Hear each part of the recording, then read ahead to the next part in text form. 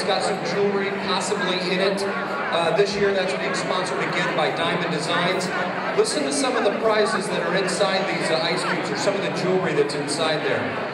One of those ice cubes will have a 14-karat white gold ring with 1 carat total weight of black and white diamonds.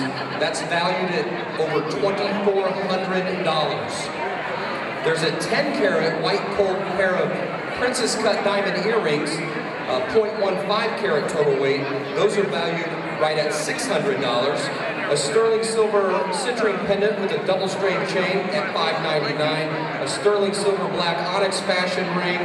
I guess what I'm trying to say is, guys, if you brought a lady with you tonight, you should probably buy a diamond drop. You'll see those people walking around with the ice cubes that you can buy. The diamond drop, again, sponsored by Diamond Designs. Remember, all the benefits of the diamond design will go to the Pashard Foundation. Without further ado, I'm going to ask if I can have your attention, ladies and gentlemen. We do want to start the program on time out of respect for everybody's time tonight. We want you to have a great time, but we know people have kids and lives, so we want to be respectful to that. So what we'll do is I want to start by introducing myself. My name is John Wolford. I'm a business manager at Marion Ford.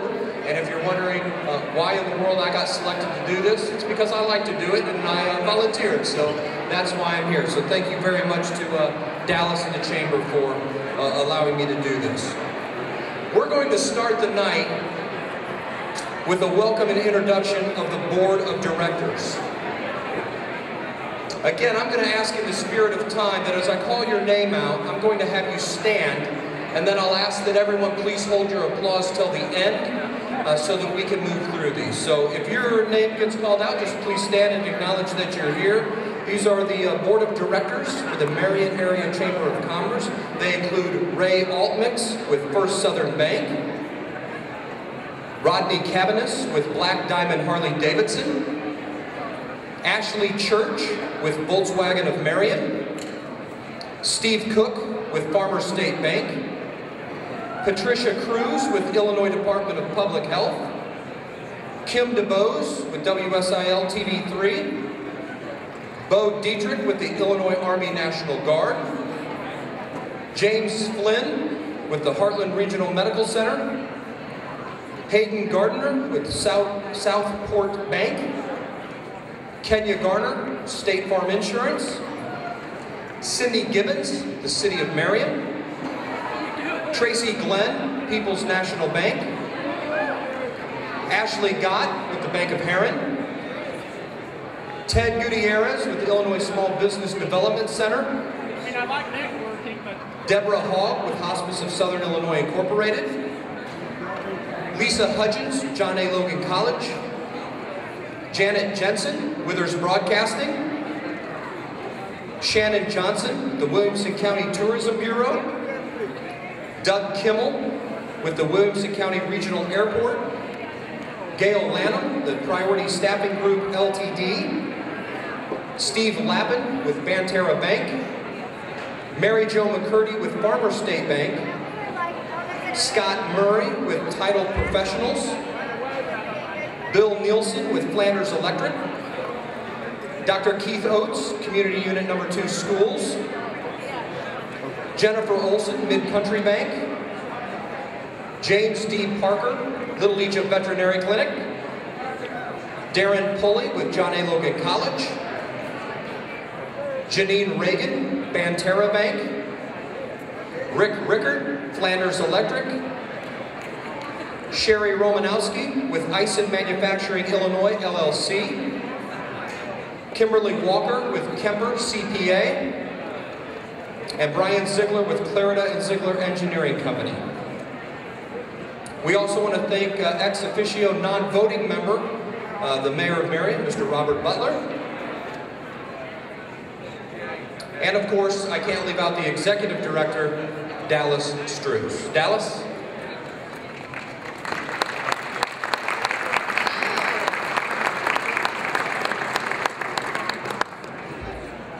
Thank you. Welcome to the Marion Chamber of Commerce 94th Annual Dinner. I'm Dallas Struess, the Executive Director, and I started in late March of 2014. And I can tell you it's been a fun, and crazy, and exciting year. My first event was the bass tournament. I was told that we usually have about 10 boats, and then it's an easygoing kind of day to get to know the members. There were 50 boats that showed up. Your chamber gave away hundreds of dollars in prizes, including $1,000 for the first prize winner and raised $1,000 for grad spree. I learned during that first event that I had to expect the unexpected. I also learned that Mary Jo McCurdy and Ashley Gott are surprisingly adept at handling bass. The next event was grad spree, where your chamber, in cooperation with the Marion Unit 2 Foundation, provided more than 300 Marion High School students and their guests an entertaining and drug and alcohol-free night after graduation. The event is huge and a true team effort for all chamber members and the community. I learned during that second event the power of knowing you can make a difference in the lives of youth, and a truckload of candy, chips, and Pepsi products can energize about 100 volunteers, helping them do without sleep in order to supervise hundreds of teenagers throughout the entire night. It was really an amazing event, and I'm so glad I got to be a part of it, even though it did take me 3 days to recover. Community Day followed shortly after grad spree, and that was an incredible night. I learned that Rick Rickert and Janine Reagan have a surprisingly great pitching arm, and that the Marion Junior High School Choir is fantastically talented, and the Community Day event is an incredible and unique networking opportunity where you can support the community and watch a great game of baseball. While the event in 2014 was successful and fun, there are many exciting changes in store for this year's Community Day on June 12th. I won't tell you what those changes are, but I'd like you to join the Community Day Committee. And you can see me or Amber Cachetto with Chris Container afterwards if you'd like to join that committee. One of the big projects last year was when our membership committee, under the direction of Chair Gail Lanham with Priority Staffing, started a comprehensive retention plan with an amazing group of ambassadors charged with keeping in touch with all new voting members throughout their entire first year. We also established contact with potential members and coordinated quarterly new member luncheons. The membership committee also launched the Business Before Hours program in 2014 at Heartland Regional. The event is held once a quarter and not only provides a way for members to talk about their products and services and how they can benefit chamber members, but also, of course, is a great networking opportunity. In the summer, your chamber unveiled a new logo, launched a new website, mobile app, and a member management system. The Marion Chamber of Commerce, spearheaded by the Marketing Committee, has invested in this state-of-the-art, community-wide economic development infrastructure, which provides a single network that can host all of the businesses and organizations within the community. You can now be connected to the official area search engine for the community and the official mobile app while leveraging the significant prospect traffic coming into the Chamber's network. Following 3 easy steps, which I've emailed each of you countless times, it will drastically improve your local advertising results through the area search engine, mobile apps, and through traditional search engines like Google and Bing. The official area network, official mobile app, official calendar network, and search network have been developed by Marion Chamber staff and Chamber of Commerce executives throughout the country. We believe that your participation will help your business be more successful. If you haven't already explored our member management system, I encourage you to do so, and if you have any questions, you can always call the Chamber. Kristen and I are always happy to help you. Also in the summer, the Legislative Affairs Committee started a legislative presentation series, which featured, among other speakers, Representative Bradley, an active supporter of the Chamber. This year will be a very busy year for the Legislative Affairs Committee, which is headed by Hayden Gardner with Southport Bank. Again, I'd love to tell you what we've got planned, but I'd like you to join that committee too. In the fall, your chamber coordinated the annual golf scramble, where 124 golfers enjoyed a day of networking, food, drinks, fun, and of course golf. Prior to the event, I knew very little about golf and couldn't hit a ball to save my life. Now that the event is behind me, I know a little bit more about golf, and I still can't hit a ball to save my life. But I do know that the event is a fantastic way for chamber members to get together, share stories and ideas, enjoy each other's company, and partake in some friendly competition on the course. I learned a lot from working at that event. I learned that you should not get in Hayden Gardner's way when he's taking a shot off the green. I also learned that Golden Eagle has one fun live full sponsorship, and that you do not joke with Shanna Johnson of the Williamson County Tourism Bureau by telling her that her sponsorship of the $1 Million Hole-in-One shot means that she actually has to pay them $1 million. Later in the year, area chamber directors got together to relaunch our Shop Local program. It was an incredibly exciting collaboration and very successful. Numerous businesses contributed prizes to the Shop Local campaign, including Pepsi Mid-America that awarded the grand prize of a year's supply of Pepsi, and area businesses helped promote the program. Many of the area's chamber directors are here tonight, and I thank them for being so welcoming to me and so enthusiastic and supportive of not only their chamber members, but ours as well. I can't wait to see what we do for the 2015 Shop Local program. Also this year, your chamber awarded $4,000 in scholarships to Marion High School graduates, sponsored Cindy Gibbons with the City of Marion to go to the Sister City trip to Connie in Japan, sponsored and helped organize the All-Star football game, helped with Marion Main Street events such as Hub Fest and Smoke on Main, and worked with the Rotary Club on movie night at the park in October. Not to mention all the monthly membership luncheons, ribbon cuttings, business after hours programs, grand openings, building dedications, open houses, and much more. That brings me to tonight's event. This is my first Marion Chamber of Commerce annual dinner, and so far, even though there's been 93 of these in the past, this is my favorite one. The annual dinner, headed by the wonderful Cindy Gibbons with the City of Marion, has been a dream to work with. I thank you all for coming, and I hope you enjoy your great dinner, successful networking, and a fantastic show. I would like to thank our sponsors, Mayor Networks, for being our social hour sponsor, Ike Family Dealerships for being our photo stage sponsor, Southport Bank for being our dessert sponsor, First Southern Bank, our hors d'oeuvre sponsor, Mayor Networks again for sponsoring our wine pool, Black Diamond Harley Davidson, entertainment sponsor, Monica McGinley, Remax Above and Beyond for our coat check, Golden Eagle Distributing for being our photography sponsor, Hearst Roche Engineers for being our signature drink sponsor, Putiva Registration, and we also have the Pavilion as a sponsor. There's so much we've accomplished together at the Chamber. Kristen Paul, the amazingly talented and hardworking assistant at the Chamber, has put together a slideshow recapping this year's events. Please take a moment to look back and see all we have accomplished together. Thank you.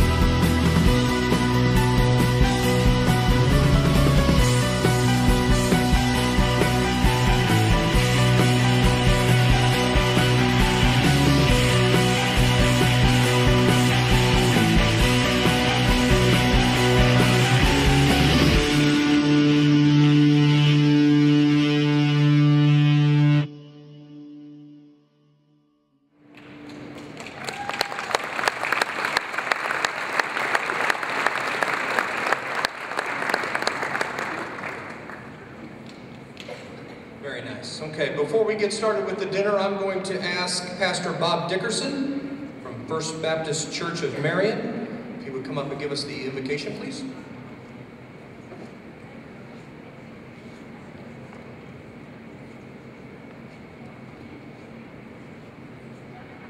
Would you all please bow your heads as we go to the Lord in a word of prayer. Father, you said in your word, commit your work to the Lord and your plans will be established. You said, Father, in your word to, in all your ways, acknowledge him and he will make your paths straight. So my prayer tonight for these men and women who provide jobs and commerce for our community is for plans that are established and paths that are straight.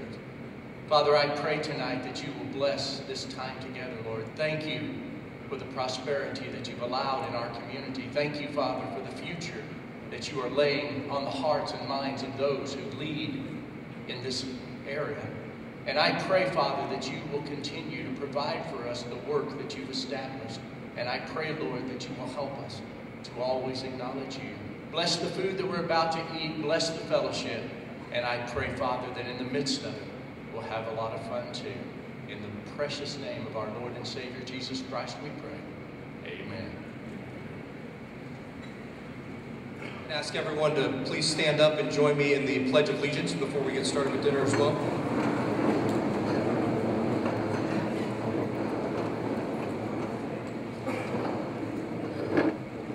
I pledge allegiance to the flag of the United States of America, and to the republic for which it stands, one nation, under God, indivisible, with liberty and justice for all.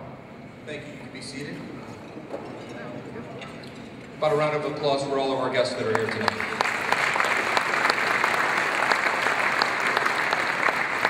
I think we heard Dallas speak earlier.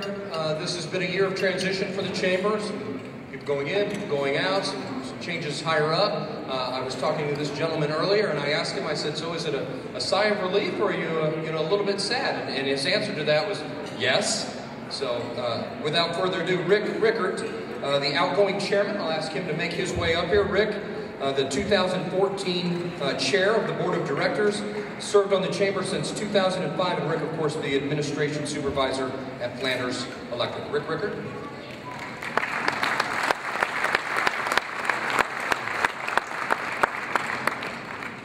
Thank you, and good evening, everyone.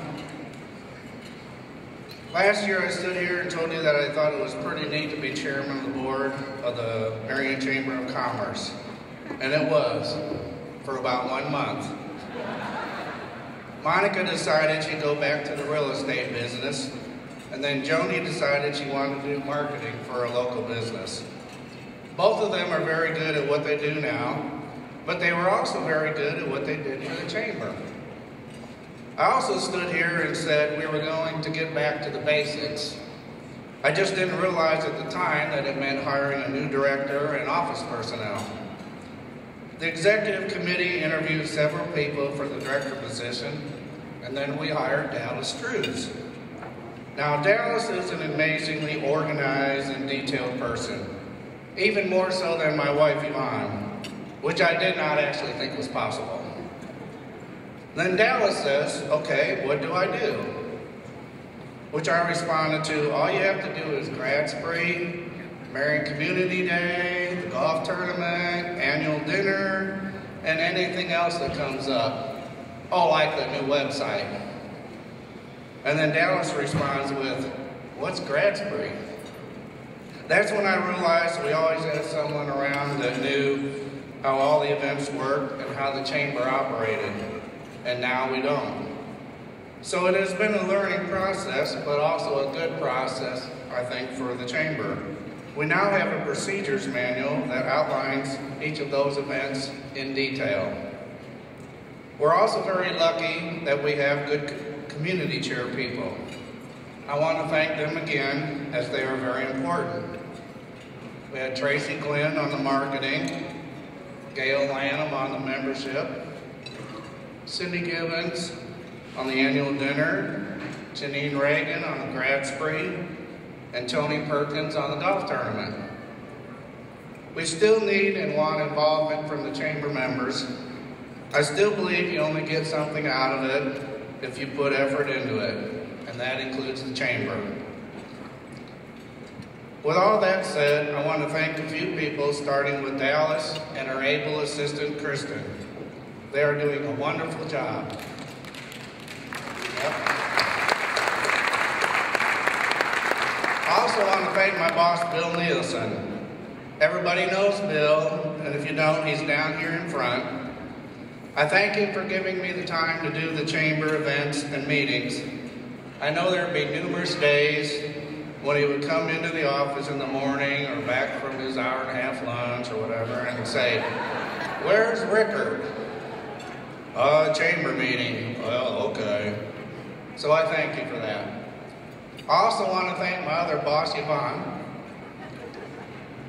I don't know if you know her, but she's also down here sitting by Bill. She's put up with me for the last 36 years, and I need to thank her for everything she does. I really do appreciate you. And last but not least, I want to thank you all for letting me be your chairman, or as I like to say, El Presidente, for the past year. Thank you.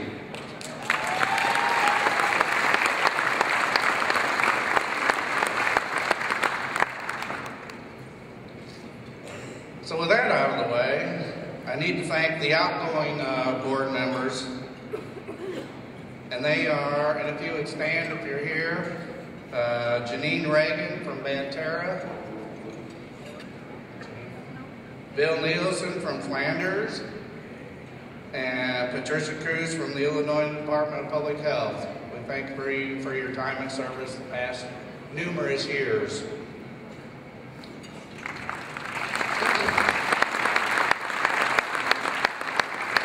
Then I also need to welcome the new board members that are coming on this year.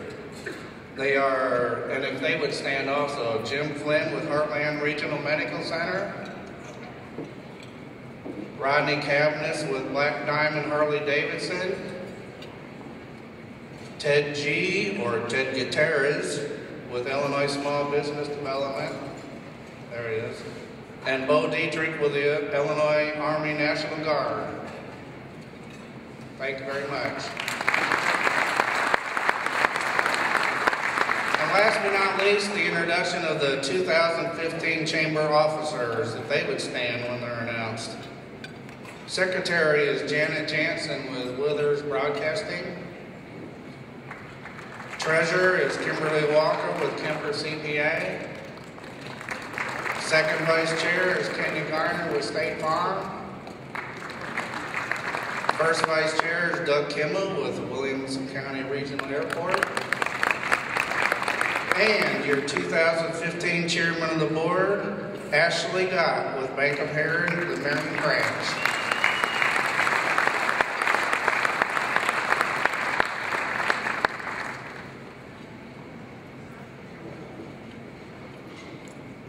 Rick, if you could stay up here for a moment.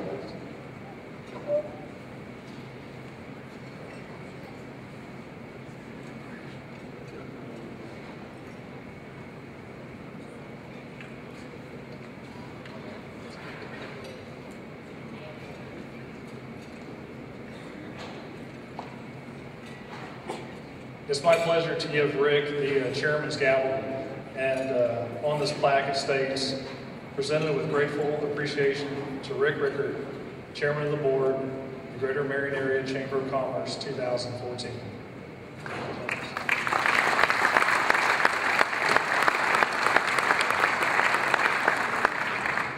Also, I think it's fair to say that usually beside every good man, there's a great woman.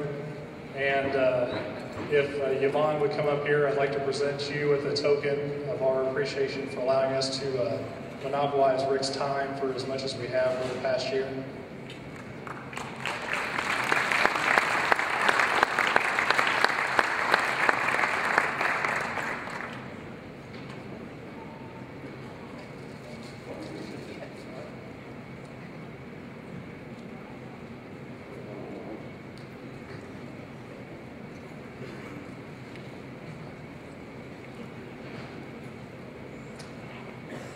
Good evening.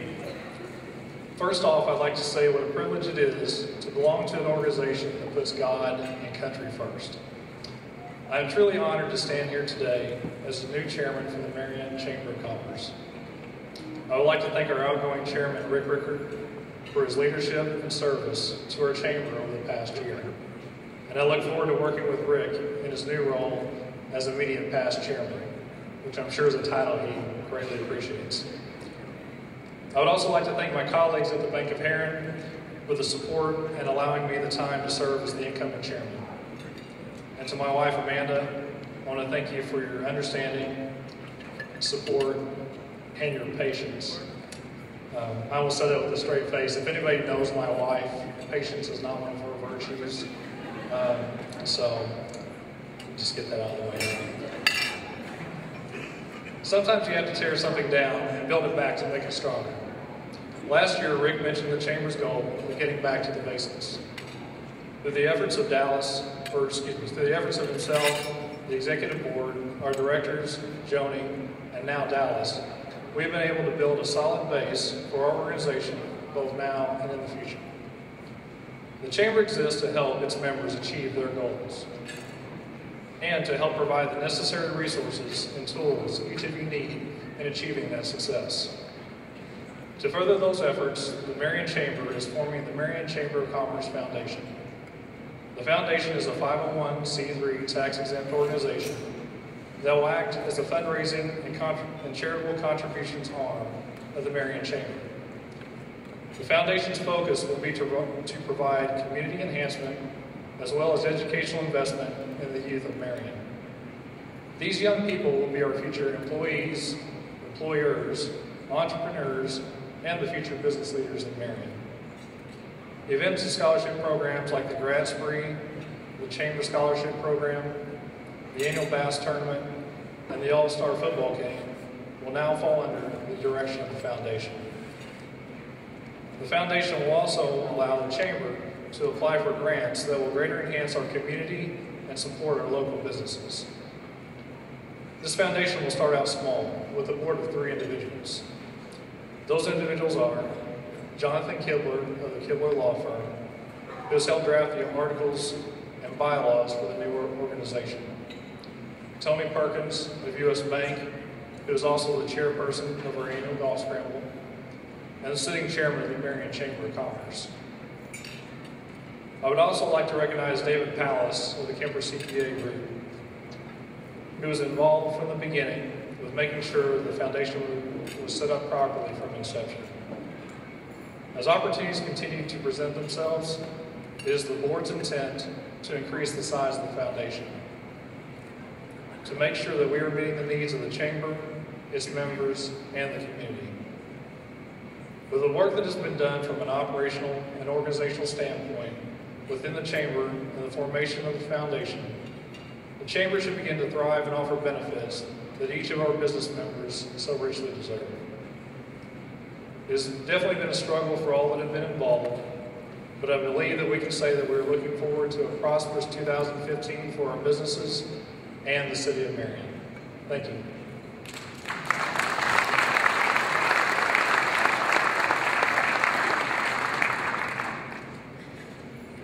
Before we get started with the awards presentations tonight, I did just want to share real quick kind of my experience with the Chamber. For those of you that don't know, I married a local gal and tried to move her away from this town. I took her out to South Carolina, had 2 kids, moved to Lincoln, Nebraska, had another kid, and then the Marion draw started pulling us again. So, what are we going on, 6 years since we moved back? 2 things everybody in this room needs to know. When you move away from a town where your wife grew up and you move back, there's 2 things that are very challenging. One, every one of her girlfriends that she went to high school with, their last name has changed, so you can't keep anybody straight. So the second thing is, with 3 kids, you move back, you don't have a job, you're living with your in-laws, you need a realtor, you need an employer, you need a church, you need a plumber, you need an electrician, you need a handyman, you need a lawyer, and all these things. So most of the people in this room that I know personally, I met professionally. So just to keep in mind before you leave here tonight what the chamber means to everybody is, everybody in here is, we're probably all friends, but we're also all potential customers. So I think that's the biggest thing that I get from the chamber is, man, when I need something, I ask somebody that I do business with and they point me in the direction of where to find it. So thank you very much, and I look forward to this year and then everything that the chamber does. Okay, we're going to get started tonight. We have another guest with us that's going to kind of guide us through the awards ceremony tonight. I consider him to be a good friend. He was a former colleague of mine as well, but I had to introduce him, so I just shot him a quick text today and said, buddy, I just need a short bio to say something about you. And what I got back was, he came, he saw, he stayed for dinner. I said, I need just a little bit more than that. So for the past almost 3 decades, if you've listened to the radio, there is a good chance that you've heard this guy on the air at some point. You hear him in the mornings on 105.1 VZA doing the breakfast show, afternoons on W3D 107.3 during the Big Ride Home. Saluki fans, I know there's a lot of you in here. You probably hear him before, during, and after, and throughout the week for Saluki Sports. All of that with Withers Broadcasting. He's been doing this for 28 years, and he said he's just now getting the hang of it. So he's been doing it well for a long time. Please join me. The MC for the award ceremony is Paxton Guy with Withers Broadcasting.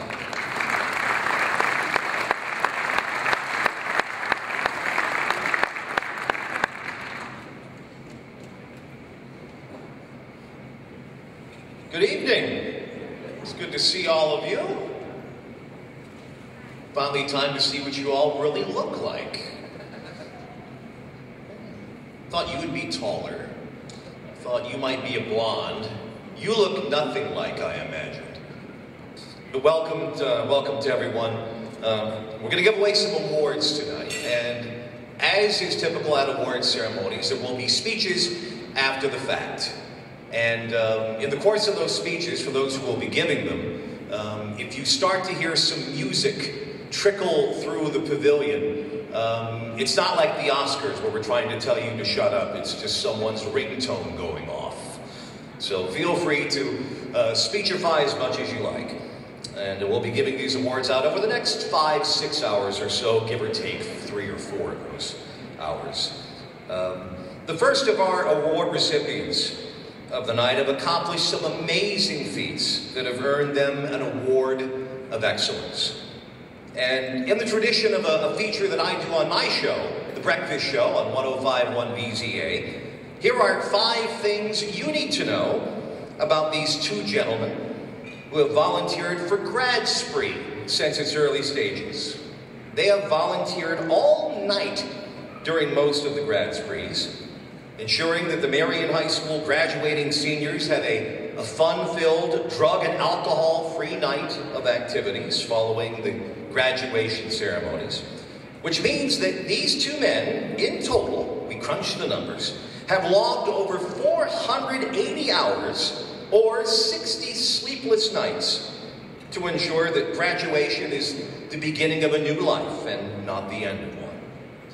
It does, however, mean that these men are now the poster children for sleep deprivation and have the dark circles under their eyes to prove it.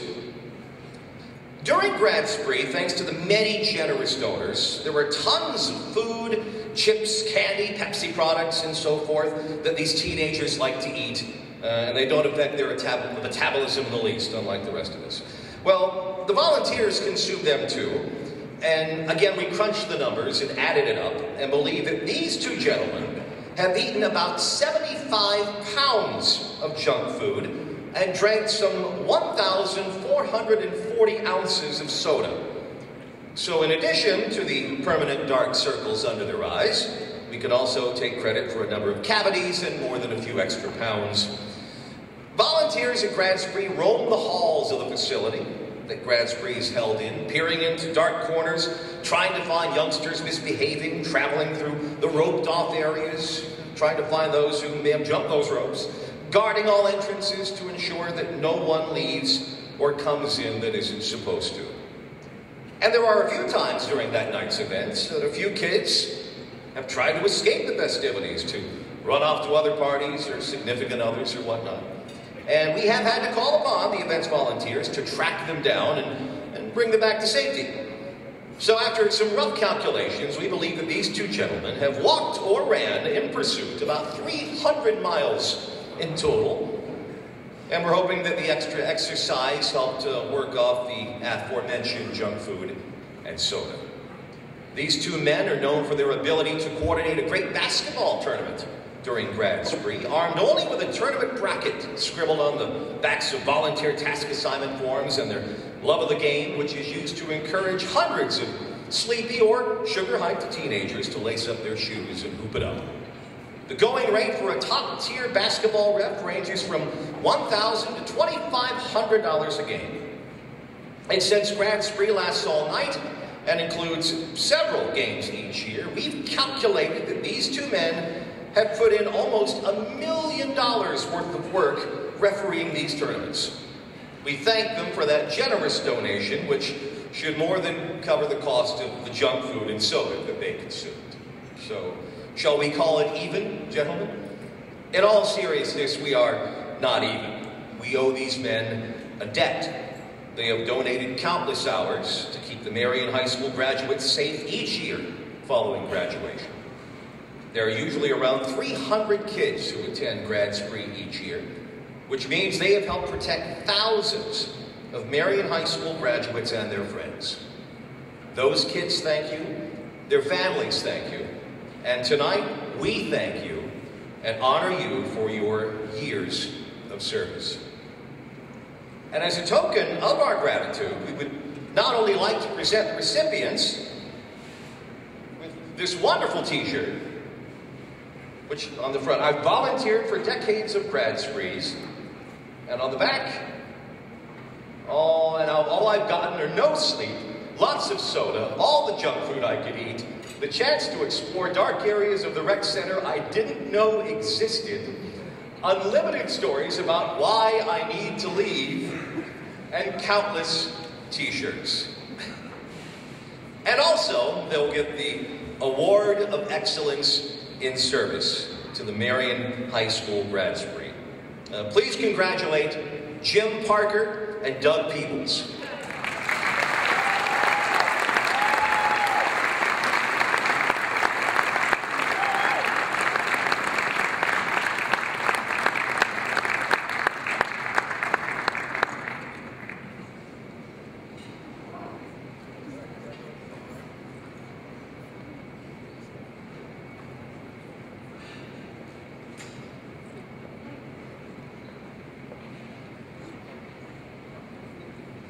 Talk for both of us. Well, it's nice to have another t-shirt. I've got a 21-year-old son and an 18-year-old daughter, and they laugh when I wear the t-shirts that are older than they are for the Grad Sprees. But certainly a surprise. I want to thank everybody and thank my wife for putting up for those nights when I was gone all night and dealing with the kids and everything else. But really surprised, and thank you all.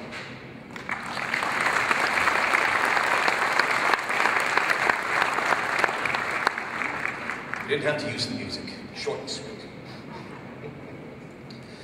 Now, I don't know that a lot of people know this, but E! Entertainment Television once wanted to do a reality show about our next speaker, in the way that they do with Keeping Up with the Kardashians.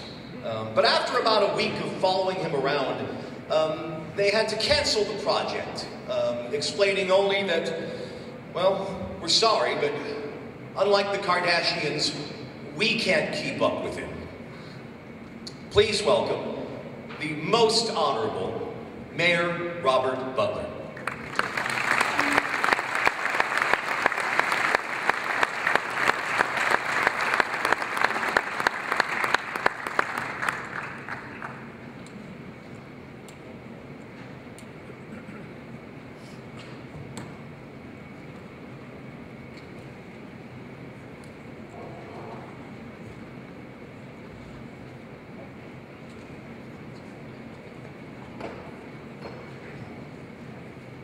Last year on this occasion I complained about being in the dark. This year I think I complain about having too much light.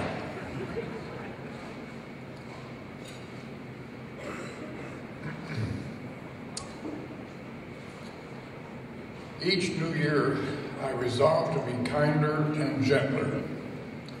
I believe I'm losing ground, kind of like the guy in mythology trying to roll a big stone up a steep hill, and every time he got close to the top, the stone would roll back down the hill. I must be making progress because I didn't say it. I overheard someone who did say it. He said, "I'll tell you about Carbondale. If I owned Carbondale and Hades, I would sell Carbondale and live in Hades." I found out where Hades is. There was this guy at a payphone in Heron trying to call Marion. The operator said, "Deposit 75 cents, please." The caller erupted. "I can call hell and back for a dime." The operator sweetly said, "Yes, sir, but that's a local call." To those from Heron and Carbondale, I say this with all due respect. 2014 was a banner year for the hub of the universe. The city commissioners deserve much of the credit. Seldom do they receive the commendation to which they are entitled. Commissioner Goss is the driving force behind the improved lighting, the ADA compliant sidewalks, and building renovation taking place around the Tire Square. He has been instrumental in modernizing the city cemetery system into a role model. Commissioner Riggs presided over the renovation and occupation of the Army Reserve Armory as a new police department. He has worked diligently in improving the efficiency of both the fire and police departments, and he's introduced a new chief for each department. Commissioner Renoa has restructured the water department to be more client-friendly and to improve efficiency of the internal workings of the department while overseeing the replacement of a number of antiquated and deteriorating water mains.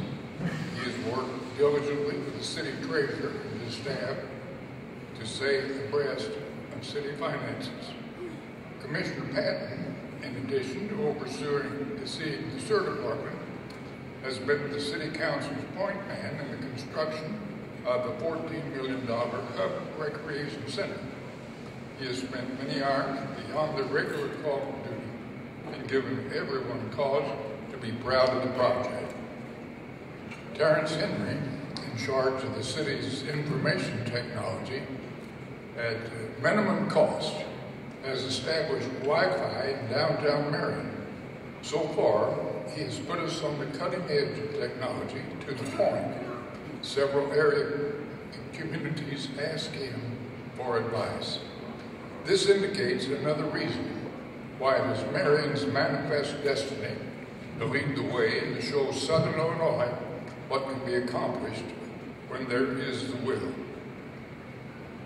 I understand Charlotte Russell, who happens to be Jay Ricks' sister, has learned to cook from Ray, who is really a fine cook.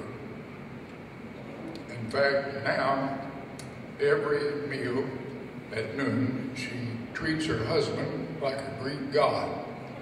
She serves him a burnt offering. Then there is J. David Thompson, an avid golfer. He asked a pro what he was doing wrong. The pro answered, "You stand too close to the ball after you hit it."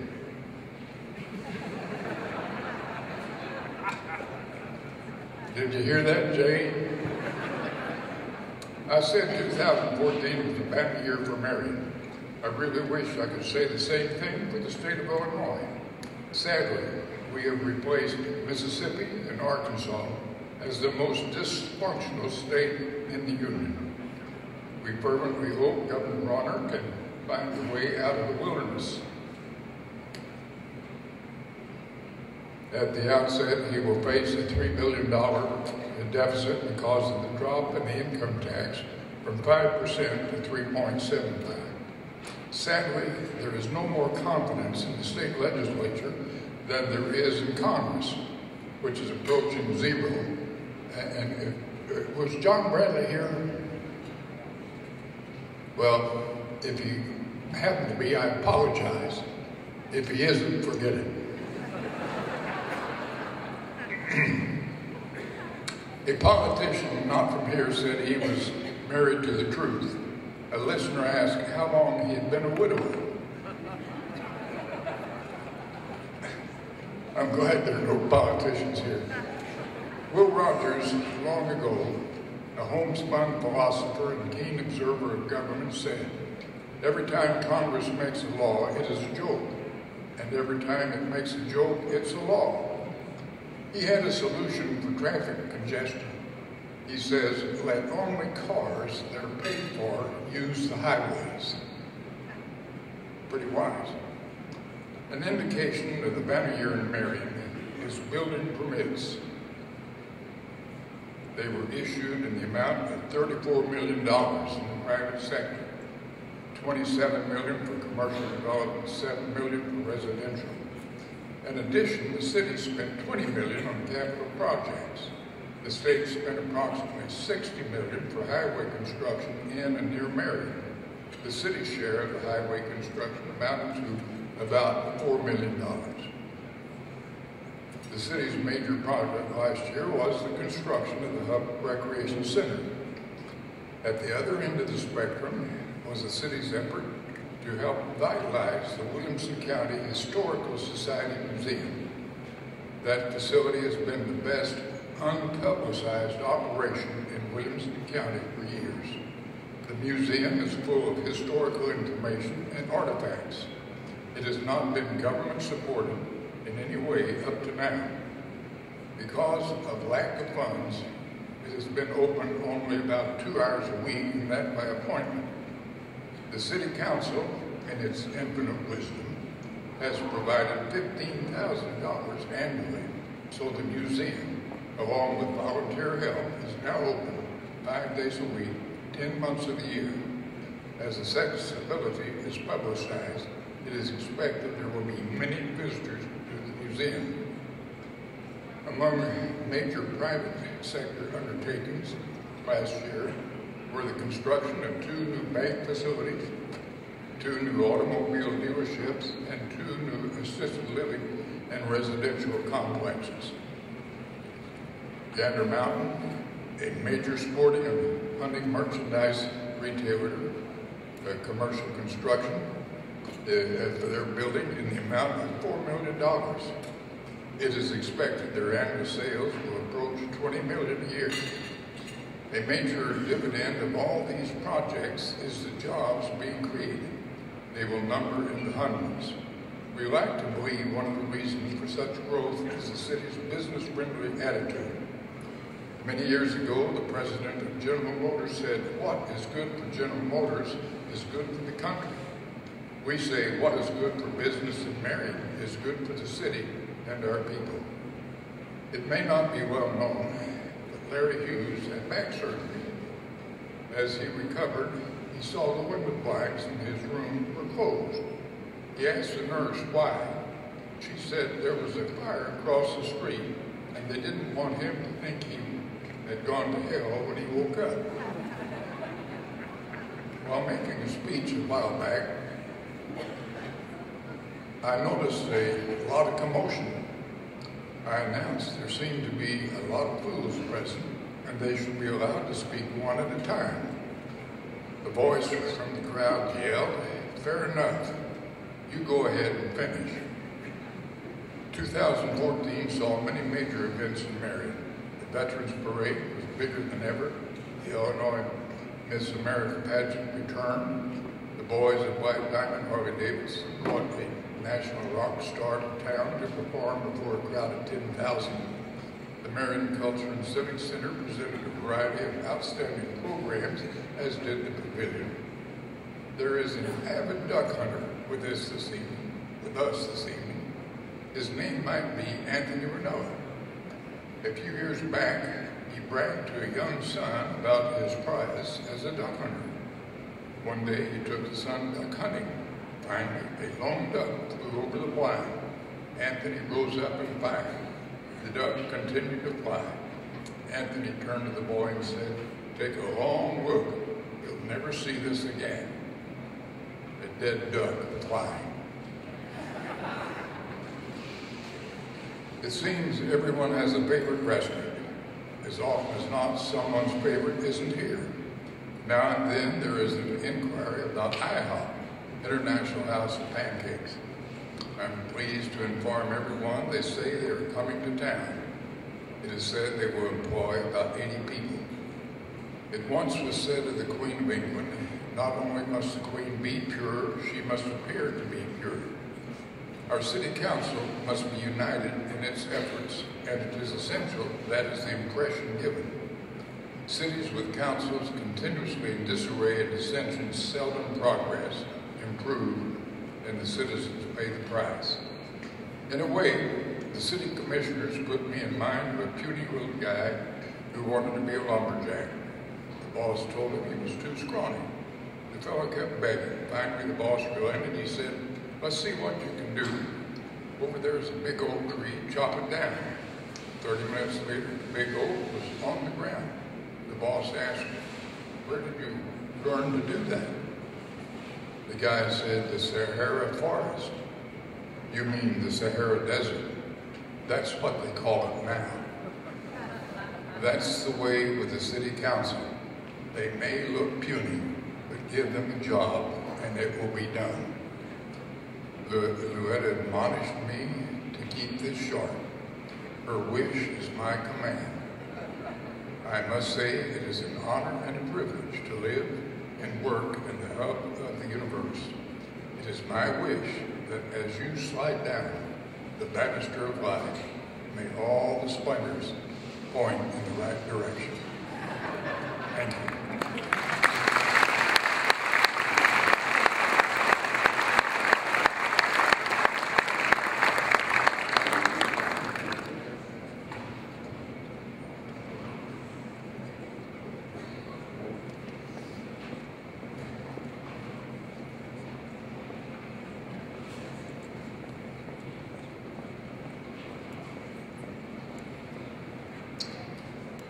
This is the story of our two winners of the 2014 Mayor's Service Award. It begins in the summer of 1941 in the maternity ward of Benton Hospital.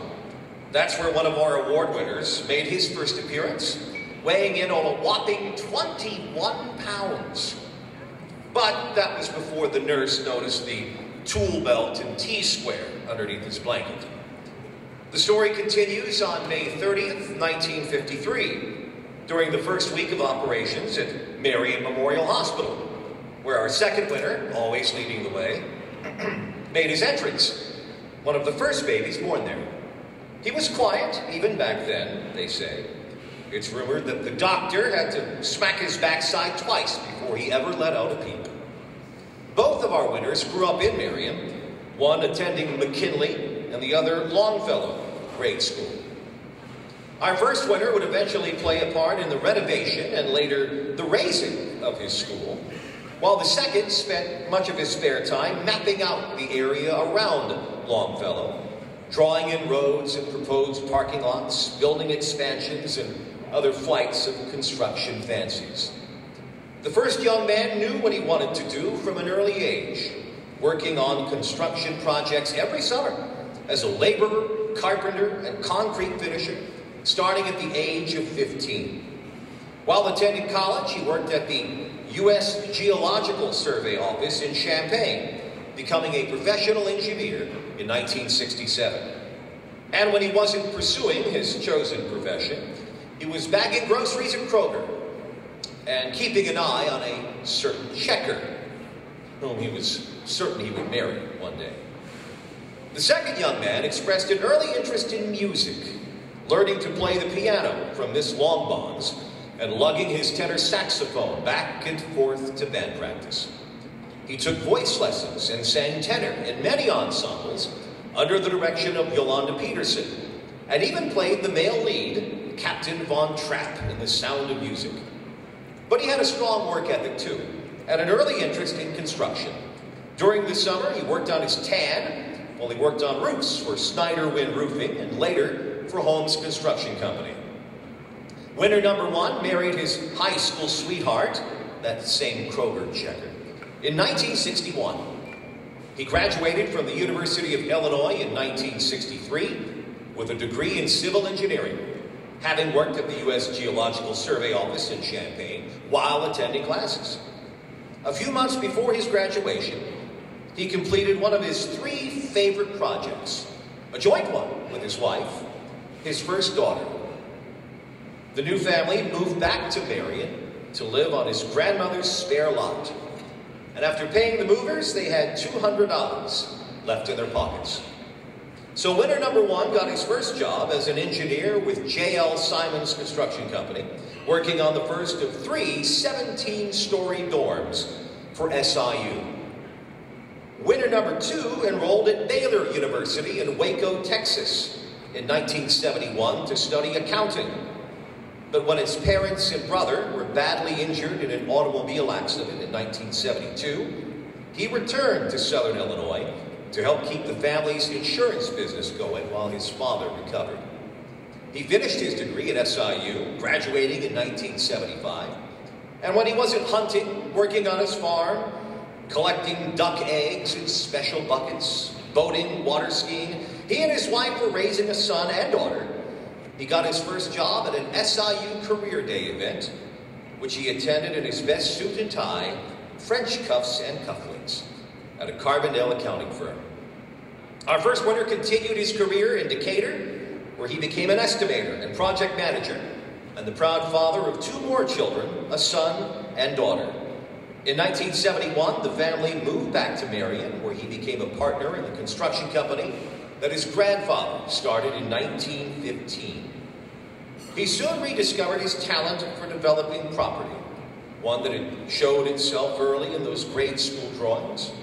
He was instrumental in his company's purchase of land and the building of Town and Country Shopping Center, and of the development of Town and Country apartments, and of a residential area on his grandfather's 40-acre farm, where he named many of the streets after family members. In the years since, he has built projects all over Southern Illinois, including schools, grocery stores, banks, restaurants, hospitals, libraries, auto dealerships, retail stores, furniture stores, medical offices, motorcycle shops, boat factories, power plants, water treatment plants, professional offices, candy factories, and what we lovingly refer to as Butler's Brick Stick in the center of the square in Marion. Meanwhile, our second winner had become a partner in the CPA firm he joined right out of college, Dykus, Bradley, and Dravis. He and his wife also started a billboard business in their spare time. He installed the poles and boards himself, selling the space, designing the ads, and overseeing their manufacture and installation. By this time, he had also discovered his talent for developing property and had used it, working with several partners to develop the Kokopelli Golf Course and Kokopelli Estates subdivision. And it is here, finally, where our 2 winners' business paths converge. They had worked together on the Kokopelli project in the 90s, but their most ambitious job was just around the corner. Winner number 2, let's just call him Lynn, had sold his billboard business and had cast his eye toward another area he wanted to develop. In the beginning, it was just some old strip mining land to the north of Kokopelli. He contacted 2 of his friends, G.A. White and our winner number 1, let's just call him Doug, who worked together to reclaim that land and transform it into usable real estate. The hills were once again alive. Today, that area on both sides of Interstate 57 is known as The Hill and includes 3 hotels, restaurants, a bank, several retail businesses, and Red One Ballpark. By now, you might have guessed our award winners, Lynn Holmes and Doug Bradley. Their business was awarded the Business Industry of the Year award in 2008 by the Chamber, but this year, because of their work on the Hill, they share the 2014 Mayor's Service Award. Let's both give them a big round of applause.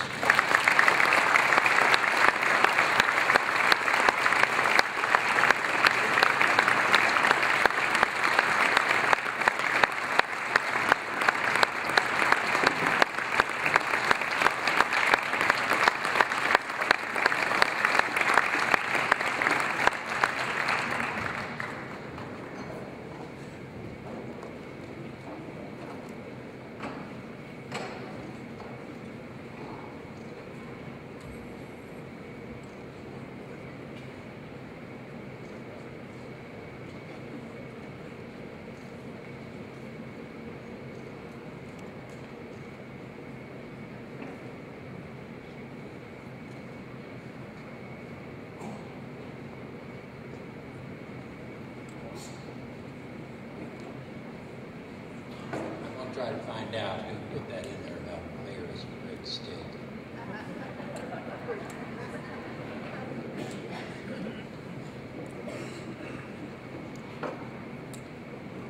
Well, I don't really have much to say. When I figured out who they were talking about, I was trying to think on the way up here. It's really brilliant to lay on you. And I'm really wishing it was a longer walk right now. I thank you very much. This is quite a shock, real surprise. Couldn't appreciate working with anybody any more than this man right here. He does by far most of the work in our group, our organization. The late G.A. White is the guy that turned all those strip mines into what you see out there today because of his expertise and his knowledge of the excavation business. We both miss him a lot.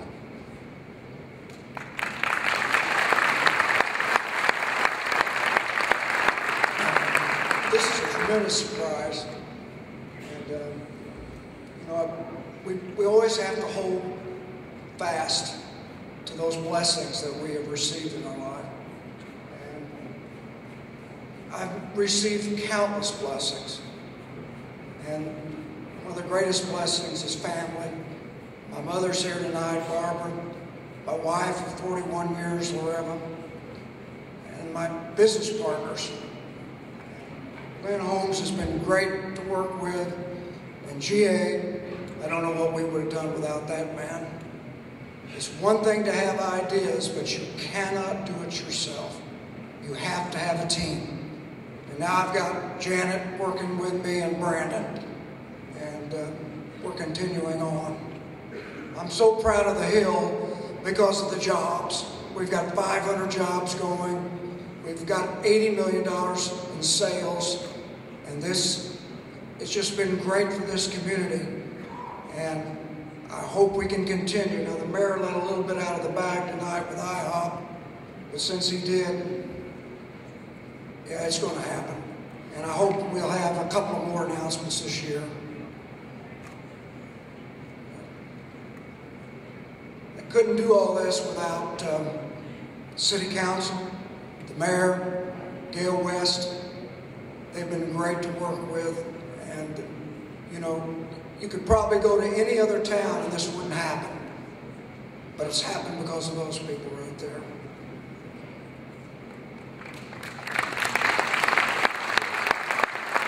Now that I have a minute, I've got to thank my biggest partner, the one that sold hats in a department store while I was getting out of the University of Illinois.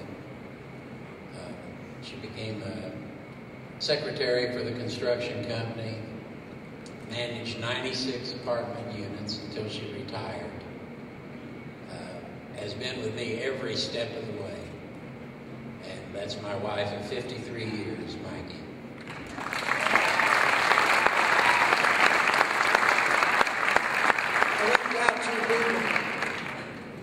Glenn Clare and Brian Ziegler, they have been instrumental in all of the engineering out there. And Glenn wears a lot of hats that a lot of people don't know about. And he has been crucial to us in many different situations. So thank you, Glenn. Thank you, Brian.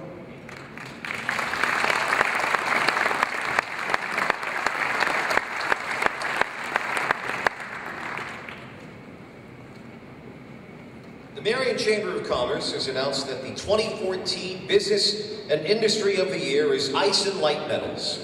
ALM is located in the Redco Industrial Park area. They manufacture extruded aluminum parts for the automotive industry, including Toyota and Chrysler. ALM broke ground on their 129,000 square foot facility in October 2003. In April 2004, ALM completed the construction of their facility. In September 2004, the first shipment left ALM. Since then, ALM has added many milestones, including TS 16949, an internationally recognized quality management system specification for the automotive industry, ISO 14001, globally accepted standard developed by the International Organization for Standardization for the implementation of an environmental management system. Sounds important. State, local, and environmental awards, Toyota Quality Certificate for 9 years, zero landfill for 5 years. Industrial wastes are recycled, treated, reused, or sold with the ultimate goal of avoiding the use of landfills.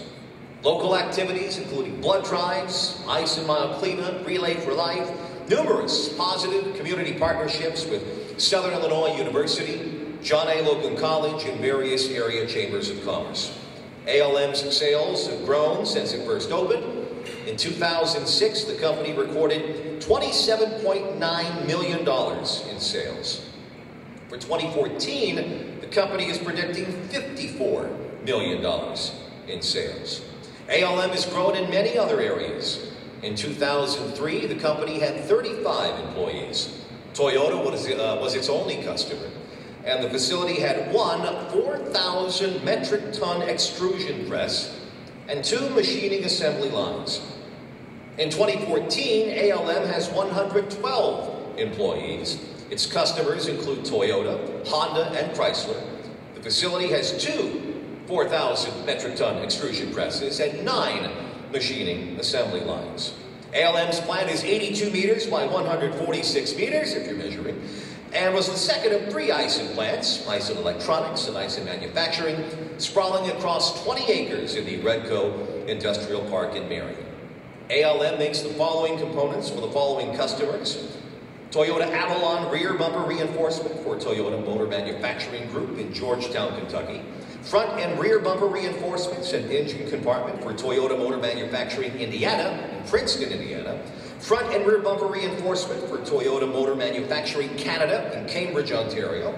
Anti-lock brake system body for Advanced Intelligent Chassis Systems in Lebanon, Ohio. Front bumper reinforcement and reinforcement extensions for Toyota Motor Manufacturing Texas in San Antonio. Front bumper reinforcements and reinforcement extensions for Toyota Motor Manufacturing Baja California, in Baja California, Mexico. Rear bumper reinforcement for Chrysler Canada in Brampton, Ontario. And bumper reinforcements for Subaru of Indiana Automotive in Lafayette, Indiana. By the end of 2015, ALM hopes to begin manufacturing rear bumper reinforcements for the Honda CR-V.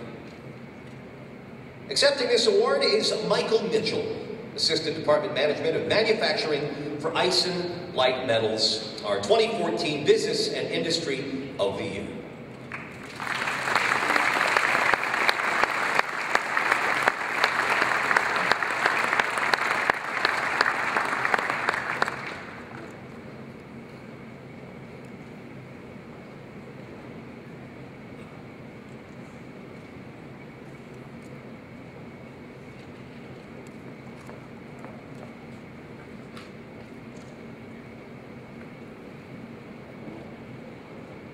What he just said. I had prepared a little bit of history, but pretty much don't have to take care of it now. So I think he said it better than I could ever could. So on behalf of our president, Ryoji Suji, our parent company, Eisen Keikitsoku, and Eisen Holdings of America, really appreciate the award, and we'll try to do our best to honor and be proud of it. So, thank you.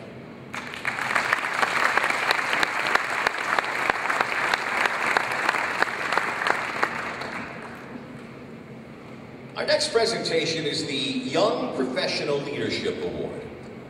This award recognizes a chamber member under the age of 40 who has demonstrated excellence and initiative in their business or profession. Our winner was born in Madison, Wisconsin, in 1976. Both parents were educators in the Madison school districts. His younger brother lives in Naperville, Illinois, with his wife and 2 children. Growing up, he was heavily involved in various sports, which continued through high school. He graduated from Madison La Follette High School in 1994. After high school, he continued his education at Wisconsin Whitewater, where he graduated with a degree in marketing. At the age of 14, He got his first job as a soda vendor at the University of Wisconsin football games. When he turned 16, he continued working in the sports industry at the Madison Muskies baseball team as a concession stand worker. When the team changed, he remained an employee there as a summer intern with the stadium operations department. He spent the next 2 summers in the same role until graduating college. In 1999, he joined Palisades Baseball Group for the Mahoning Valley Scrappers inaugural season in Niles, Ohio. Scrappers are the single-A affiliate of the Cleveland Indians. He was the director of concessions, where he oversaw the design and construction of the concessions operation. He spent the 1999 and 2000 seasons with the Scrappers. Prior to the 2001 season, he was promoted to Director of Operations for the South Bend, Indiana Silverhawks, a Class A affiliate of the Arizona Diamondbacks. He worked there for the 2001 and 2002 seasons. He spent the 2003 season with the Philadelphia Phillies Florida operation in Clearwater, Florida. As the food and beverage manager, he once again oversaw the design and construction of the concessions operation for New Bright House Network Field in Clearwater. While with the Phillies, he was responsible for the day-to-day operations for the Phillies' single-A affiliate, the Clearwater Thrashers. He returned to the Palisades Baseball Group in 2004 and was promoted to Assistant General Manager with the South Bend franchise. In addition to his responsibilities as Assistant GM, he oversaw the concessions, souvenirs, and operations departments for the other 2 Palisades baseball franchises, the Mahoning Valley Scrappers and West Virginia Power. He spent the 2004 and 2005 seasons in this role. He was promoted to general manager prior to the 2006 season and was responsible for the day-to-day operations of the franchise. He joined the Southern Illinois Miners as the general manager for their inaugural 2007 season. As the team's general manager, he oversees the day-to-day business operations of the franchise. In addition to his responsibilities with the Miners, he also oversees the Diamond Club, the banquet and catering business located at Revlon Park. During his tenure, the Miners led the Frontier League in attendance each of the franchise's first 4 seasons, have been named the Frontier League Organization of the Year 3 times in 2007, 2009, and 2010, and captured the franchise's first Frontier League championship after the 2012 season. After that season, he was named the Vice President. He was recently married this past October to Sarah Chamness, a Southern Illinois native. He met Sarah while they were both employed with the Southern Illinois Miners. Sarah later took a job with Heartland Regional, but they remained friends, a friendship which would later blossom into a serious relationship. They are both avid sports fans, as you might expect, and enjoy traveling to various sporting events throughout the year, including the Super Bowl, Rose Bowl, and World Series. He proposed to Sarah in 2012 at Gillette Stadium. They have now made that an annual trip in the fall where they cheer on the soon-to-be AFC champion New England Patriots. I'm also a fan. They both enjoy running, especially in the summer, working out and traveling, and they live in Marion with their 3 dogs. He is a member of the Williamson Tourism Board, Frontier League Scheduling Committee, and Frontier League Board of Directors. He is also a member of 9 Chamber of Commerces throughout the Southern Illinois region. From one New England Patriots fan to another, it gives me great pleasure to congratulate our 2014 Young Professional Leadership Award winner, Tim Arsenault.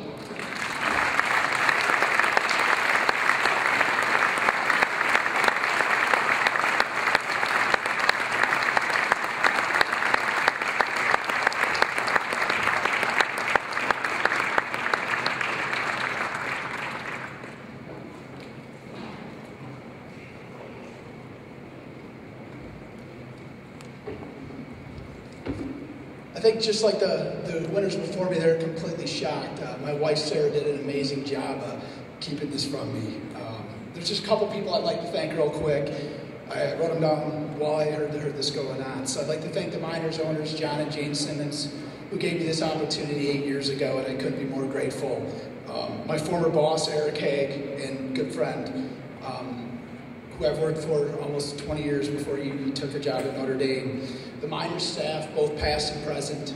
I would not be up here without their hard work and dedication.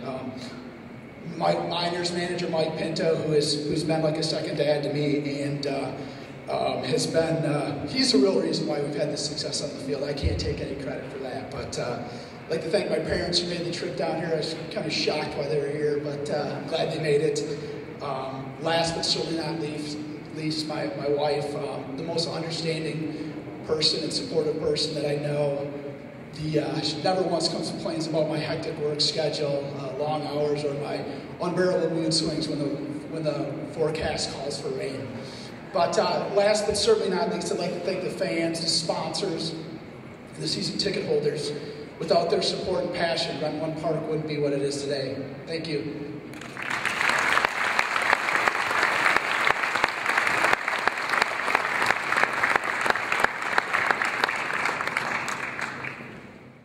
It's time to tell you about our Distinguished Chamber Member Award winner.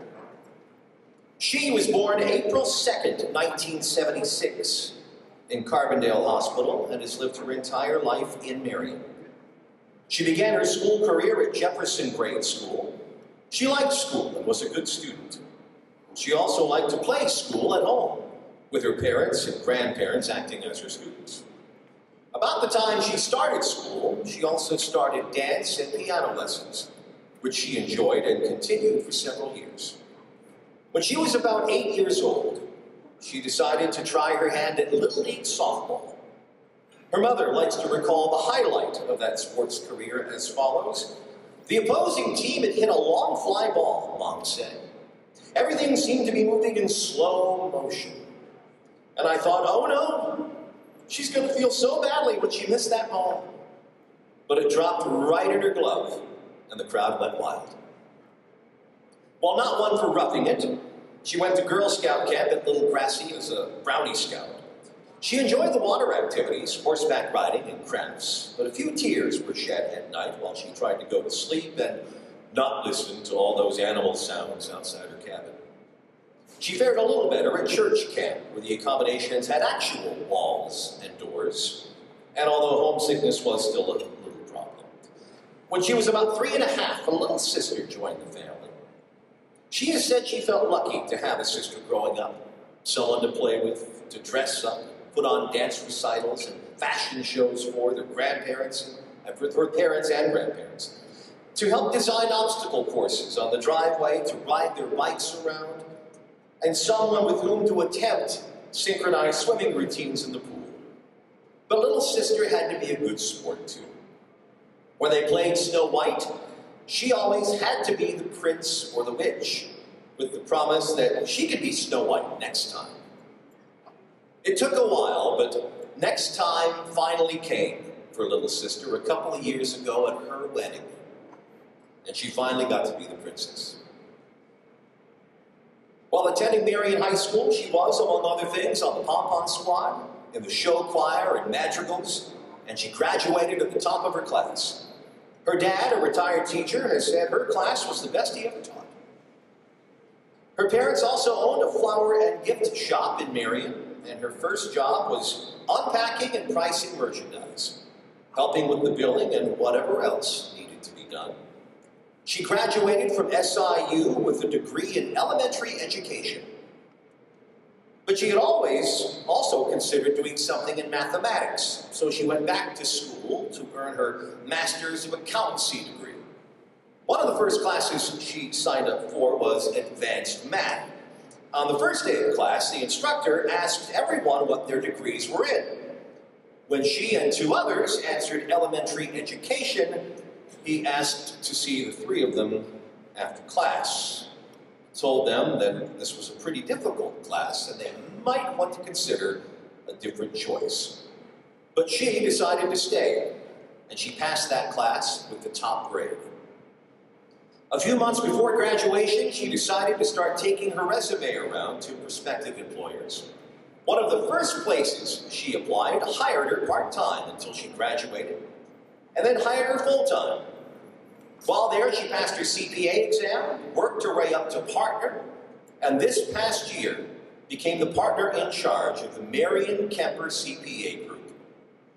She's always liked to give parties, and she met her future husband at one of her New Year's Eve parties when he attended with a mutual friend. Some of you may know him, as he's the PTA at Marion's Heartland Regional Medical Center. They were married on August 7th, 1999. At that time, she told her parents they were going to wait a while to start a family. Their first child, a daughter, was born just before their 12th anniversary. Along with being a wife and a mom and having a demanding job, she's the treasurer of the Marion Library Board, helps tally the judges' votes at the Miss Illinois pageant, helps collect the money for Relay for Life, and serves as the treasurer of the Marion Chamber of Commerce, where she has volunteered countless hours, using her knowledge to help guide the chamber to a firm financial foundation.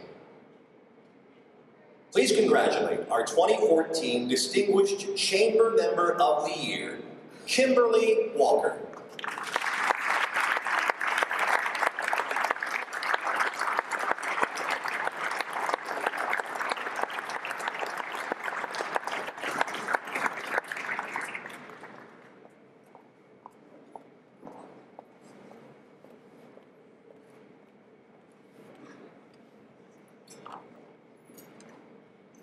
Well, this is really a surprise. I want to thank the Chamber so much for giving me this award. I want to thank my parents for the support they've given me through the years.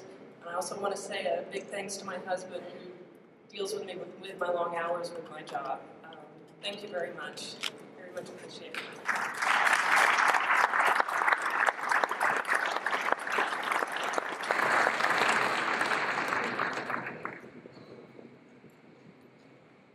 It's time to announce our Citizen of the Year award winner.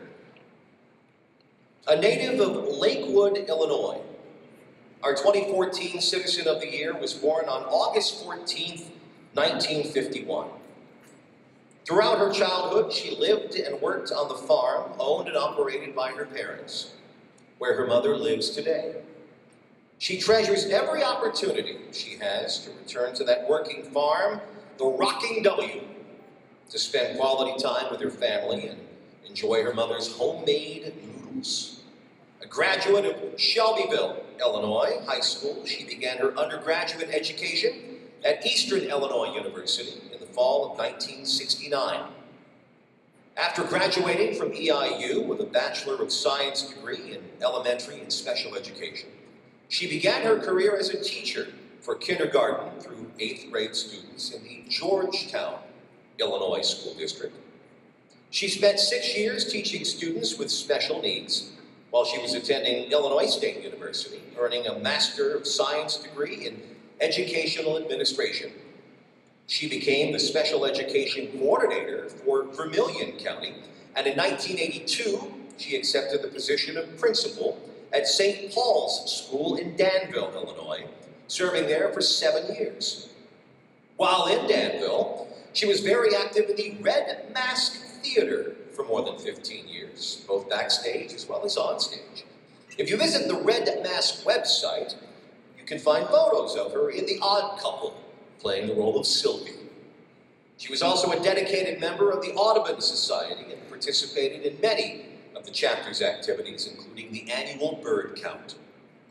Having experienced positive rewards as an active participant in an investment club and seeking more challenges, she made a career change and became an investment broker. After obtaining her financial securities licenses and her life, accident, and health insurance license, she joined the Danville firm, Robinson and Associates Investments, as a registered representative. During the time of transition, she was also employed by Danville Area Community College as an instructor assigned to teach undergraduate students in psychology and education. By 1992, her credentials were firmly established in both education and in the insurance and investment industries. With sound experience and a stellar track record, she was pursued and hired by the Copeland companies as an account executive for the Phoenix and Chicago markets. In this position, she assessed client needs, recommended and sold retirement products to employees of colleges and universities, public school systems and hospitals, and presented seminars to educate potential clients about products and services. While working for the Copeland Companies, she completed the 2-year independent study certification program offered through the Colorado-based College for Financial Planning, and in 1996 was employed as the Certified Financial Planner and Director of Client Services for CLR Financial Group in Elmhurst, Illinois. In this role, she provided comprehensive financial planning, relevant but not limited to estates and retirement, and worked in collaboration with the firm's attorney, accountant, and CEO in client service delivery. In 1998, she became a senior investment representative and team leader for Bank One Securities in Indianapolis, Indiana. She was recognized as a national achiever with Bank One Securities for 3 consecutive years, 1999 through 2001, receiving a promotion as an area manager with Bank One Retail Investment Services in 2002. She was responsible for 25 series and insurance licensed team leaders and 65 licensed bankers. In addition, she recruited and hired 14 new team leaders, formulated and administrated a monthly training program for relationship bankers, and closed $25 million in investment and insurance sales. Promoted again in 2003, she held the title of Vice President and Insurance Wholesaler with J.P. Morgan Chase, responsible for direct field support to management and sales representatives to facilitate the sale of insurance products, as well as the development of the training program annual and the training of new wholesalers.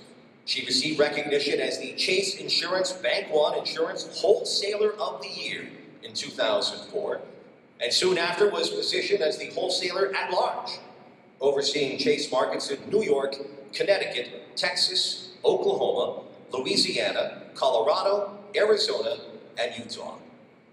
In 2006, she became Marion's Director of Economic Development, replacing the late Dwayne Fletcher after his retirement earlier that year.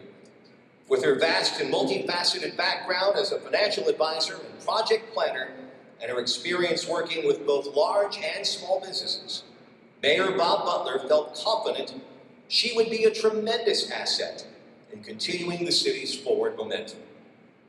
After spending 15 years of her business life traveling and being far removed from her rural roots, she was excited about keeping her feet grounded and was looking forward to seeing the results of her work in the hub of the universe. She now serves as Marion's first city administrator, a position that she has held since 2008. Please welcome to the stage our 2014 Citizen of the Year, Gail West.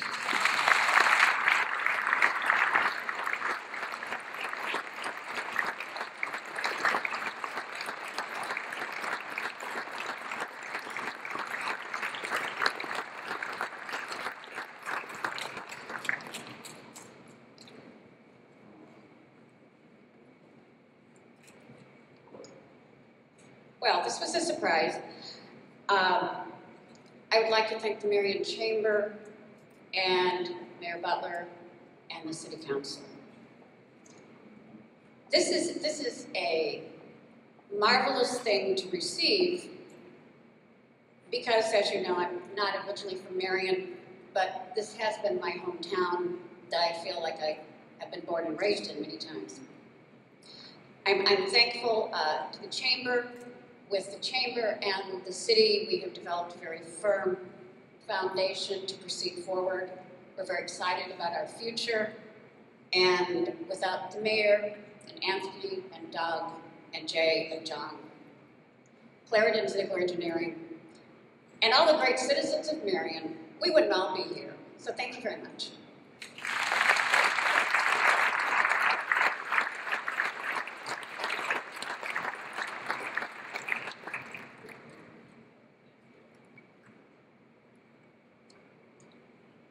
And now it's time to present our Lifetime Achievement Award. Our Lifetime Achievement Award winner was born on October 19th, 1936 in Litchfield, Illinois. In 1943, his father went to the Great Lakes for naval training. And he remembers walking his father to the bus to depart for war. World War II dominated the first part of his life. He attended Chester Elementary School and enjoyed radio programs such as Captain Midnight, The Green Hornet, The Lone Ranger, and many more daily serials.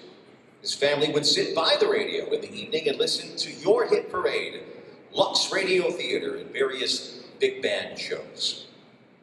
He attended West Frankfort Community High School for his junior year and Marion High School for his senior year in 1954, when he was awarded the first Grady Scholarship. After graduating, he headed to the University of Illinois, where he graduated in 1958.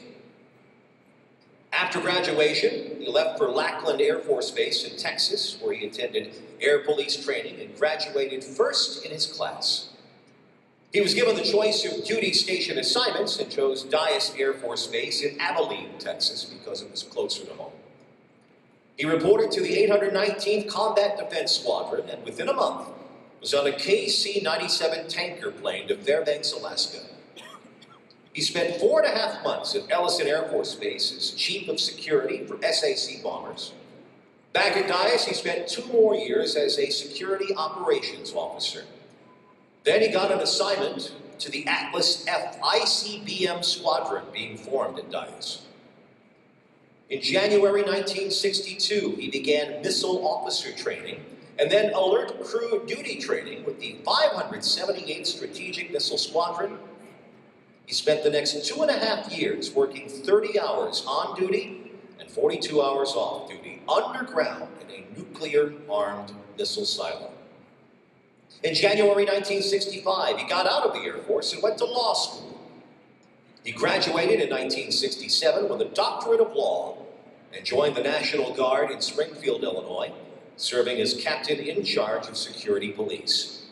He returned to Southern Illinois to practice law. He worked with Jim Sanders, who taught him how to practice law at a small town level. He always sought Jim's advice on difficult cases, even after he had been a sole practitioner for many years. In 1970, he opened his own law office, continuing to practice every day with the help of his girl Friday, Barbara Grimm, who has been with him for 40 years. In 1974, he married Rebecca Baker and settled on South Market Street in an old historic home. There they raised 2 sons, Chris and Clint. He now has 2 granddaughters, Rebecca and Ella. He was awarded the Meritorious Service Medal twice while assigned to Missouri Air Guard Headquarters. In 1978, he was awarded the Conspicuous Service Medal by the state of Missouri for assisting at the scene of a truck wreck in Aviano, Italy. He served in Jeddah, Saudi Arabia, and the Desert Shield in December 1990 and retired as a full colonel after serving 32.5 years. He is a member of the Zion Church, where he has served as a deacon and does their legal work. He is a member of the Williamson County Airport Board and has previously served as attorney for the Public Building Commission in Marion and as judge advocate for the Air National Guard. He is also a Shriner and member of the Williamson County Shrine Club. In the fall of 2004, he started writing articles for the newly launched Marion Living magazine. On January 1st, 2005, he decided to purchase the magazine from Ed Davis and dedicate the magazine to the history and happenings of Marion and surrounding areas. He loves military history and has enjoyed interviewing veterans who have lived in our region. He received a lot of positive feedback from the community on his articles. He sold the magazine in early 2009. When he was commissioned as a second lieutenant in the U.S. Air Force, an older officer told him, "They'll never ask you to do anything you can't do." At first, he took that to mean that benevolent military would calculate his abilities and assign tasks accordingly. But as he experienced life, he began to realize that the older officer meant that the power to meet and overcome every challenge lived inside of him. There was nothing he couldn't accomplish if he put his mind to it. Those wise words of advice led him to choose his life's vocation because of his passion for it. If you look upon your daily work as play rather than drudgery, you will have a happier life, he said. Taking a career path because it pays well is a sad mistake.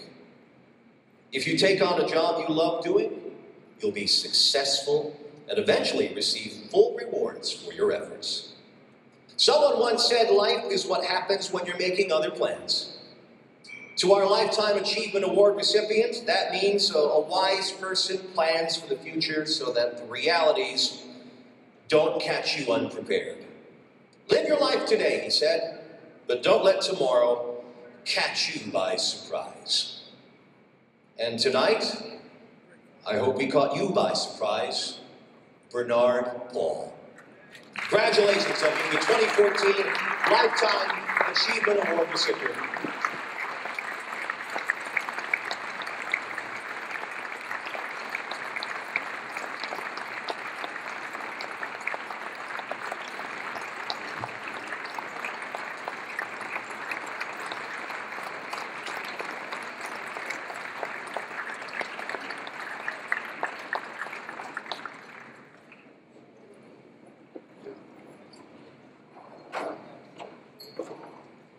Thank you very much, ladies and gentlemen. I couldn't be more surprised.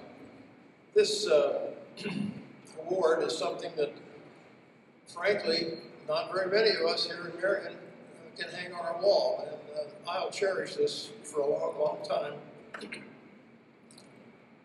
The award was handed to me, and they said, well deserved, and you know, my answer was, and it still is, you just had to be in the right place at the right time. If you're out there, if you're doing what you're doing it to the best of your ability, good things are going to happen to you. We all know that. They call it luck, they call it good fortune, but being there, being ready, being the man on the job, or the woman, is going to pay off. So this is for 40 years of my profession as a lawyer.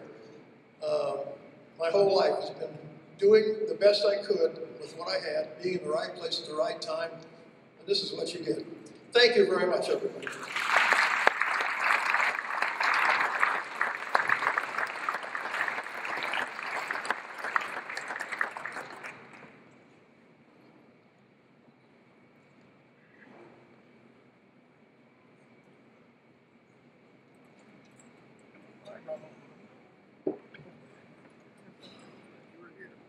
Heck, I was so stunned we were getting an IHOP, I was still at the table not paying any attention.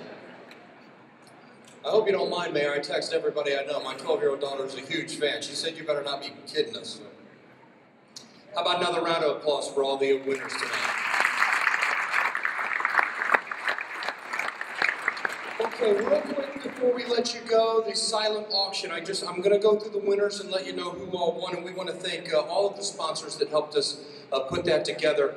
If you bought a cork for the wine pull on your way out, the wine pull table is right there. Just take that cork, give it to the ladies at the table, and they'll give you the corresponding bottle of wine. Here were the winners of the silent auction items. The Banterra barbecue basket was Hayden Gardner. The Banterra wine basket was Hayden Gardner. Oh gosh, I knew this would happen. The boudoir basket, I hope I said that right, was Barb Mason. The canvas basket was Shannon Johnson. Community Day Miners basket, Jenny Gutierrez was the winner. Elevate Your View basket, Chris Sievers. Entrepreneurial book basket was Liz Lively. Farmer State Bank hiking basket was Hayden Gardner. Father and Son Day Out basket was Ted Gutierrez. Grand River Spirit basket, Rhonda Bottoms. High school senior basket went to Hayden Gardner. Liberty Village bounce back basket, Jenny Gutierrez. Pamper Yourself basket went to Rhonda Bottoms. The Sweetheart basket went to Melissa Voss. The Walker's Bluff basket to Rhonda Bottoms. Design Your Business to Gutierrez. And the digital consultation went to Ben Morris. Thank you guys for everybody who put the silent auction together. Silent auction items will be waiting for you on your way out just to the right. I was told cash, check, or they can bill you. If you need a loan, see table 21. They can help you out. We're going to close the program tonight. We're going to ask Ashley Gott, if you would, to come up and close us out. On behalf of the Chamber, you guys, thank you so much for being here. I hope you had a great time. and we did a great job of staying on schedule.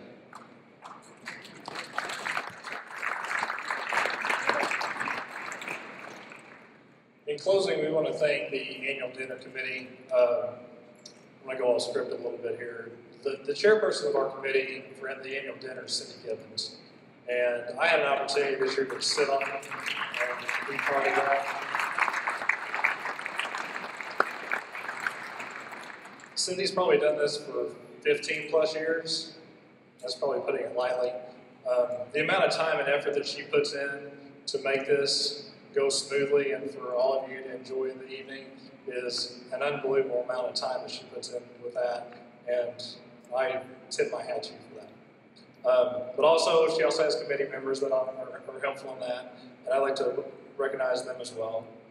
Randy Topher from B&R Furniture, Misty Cobb and Mindy Reed from Banterra Bank, Jared Garrison from the City of Marion, Amber Chiquetto from Crisp Container Company, Mary Jo McCurdy from Farmers State Bank, Rick Rickard from Flanders Electric, Sarah Robinson, Heights Finance, Deborah Hogg, Hospice of Southern Illinois, Jessica Morris from Hearst Roche Engineers, Lisa Hutchins from Johnny Logan College, Jennifer Olson from Big Country Bank, Eli Lambert from Modern Woodmen of America, Tiffany Sievers from SIL Law, Ivadell Clay from the United Way of Southern Illinois, Jessica Force from Williamson County Government, Shannon Johnson from Williamson County Tourism Bureau, Janet Jensen from Withers Broadcasting, Marilyn Jones from Commercial Janitorial Service, and Kristen Paul and Dallas Cruz from the Marion Chamber of Commerce. As you can see, it takes a huge amount of effort to put this event on this evening. So if you give them a round of applause, please.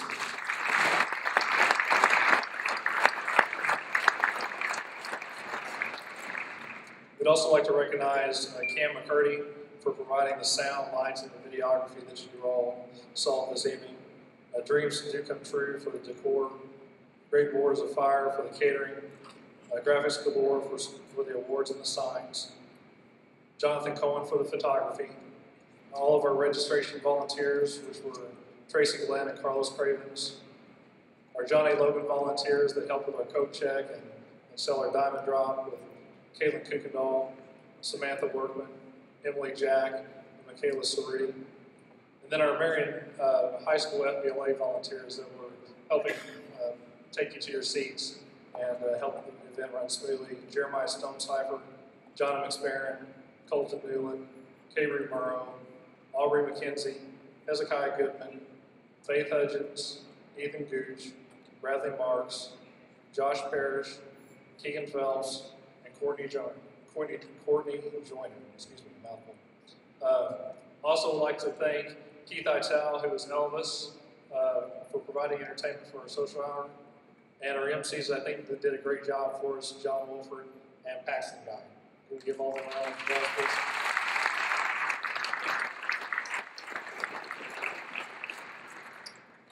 If you are a director, either a past director that's leaving the board or even a new one that's coming on, if you would all stay afterwards so we can get a picture on the stage, I'd appreciate that. In closing, just thank you for coming. We look forward again to a great 2015. We appreciate all of you coming to our annual dinner, and please have a safe ride home. Thanks.